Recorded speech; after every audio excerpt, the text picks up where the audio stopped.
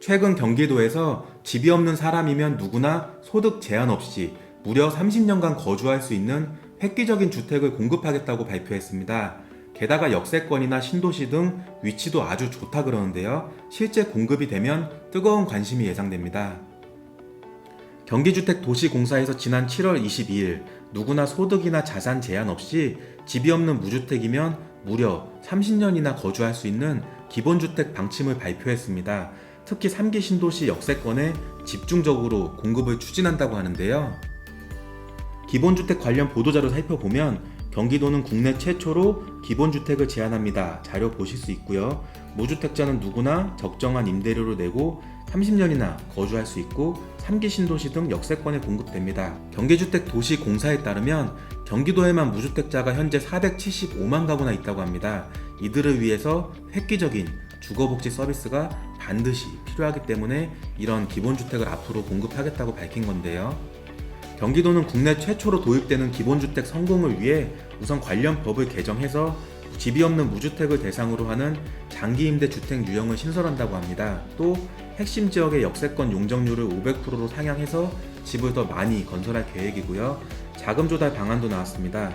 초저금리로 자금을 조달하고 또 중앙정부의 예산 등을 출자해서 관련된 사업을 추진하겠다. 마지막으로 대기 수요가 많은 3기 신도시 공급 물량의 상당수를 기본주택으로 추진한다 그럽니다. 이번 기본주택과 비슷한 유형으로 시세 80% 수준에 공급되는 사회주택 건설 추진 방안도 발표가 됐습니다. 관련된 보도자를 보면 경기도는 협동조합과 함께 만드는 새로운 임대주택, 경기도형 사회주택을 공급하겠다고 밝혔는데요. 소득에 상관이 없고요. 무주택, 그리고 장애인, 1인 가구, 고령자 등에게 공급될 예정입니다. 특히 토지를 국가가 소유하는 형태이기 때문에 저렴하게 공급할 수 있다고 해요.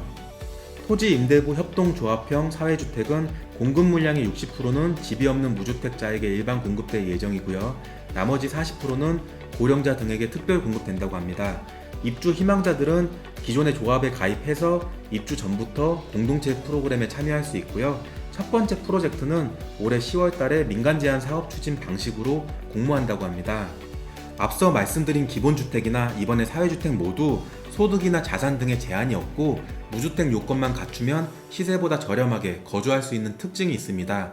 기존에도 정부의 임대주택이 많이 있었지만 아무래도 소득이나 자산 제한 요건이 워낙 엄격하기 때문에 보다 많은 사람들이 이용할 수는 없었어요. 그래서 경기도에서 이번에 기본주택 또는 사회주택 등 소득과 상관없이 누구나 편하게 오랫동안 거주할 수 있는 주택을 공급할 예정이라고 합니다. 이상으로 경기도에서 추진하고 있는 기본주택 관련 내용 말씀드렸고요.